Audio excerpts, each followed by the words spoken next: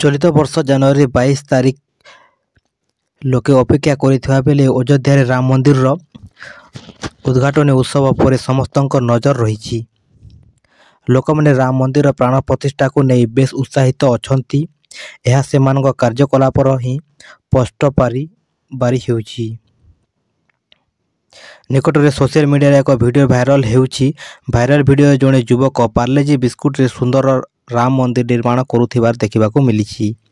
ପଶ୍ଚିମବଙ୍ଗର ଦୁର୍ଗାପୁରର ଏହି ଯୁବକ ଜଣକ ଏବେ ଇଣ୍ଟରନେଟରେ ଛାଇ ହୋଇଯାଇଛନ୍ତି।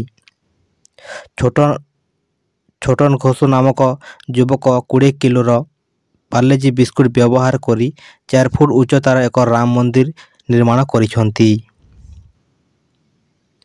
ଘୋଷ ତାଙ୍କ ସାଙ୍ଗମାନଙ୍କ ସହିତ ପାର୍ଥୋକପଲ ପାଉଡର୍ସ, ଗ୍ଲୁଗନ୍ସ ଏବଂ ବିସ୍କୁଟ ବ୍ୟବହାର କରି ପ୍ରାୟ 5 ଦିନ ମଧ୍ୟରେ ଏହି ଅନନ୍ୟ ମାଷ୍ଟରପିସ୍ ସୃଷ୍ଟି କରିଛନ୍ତି।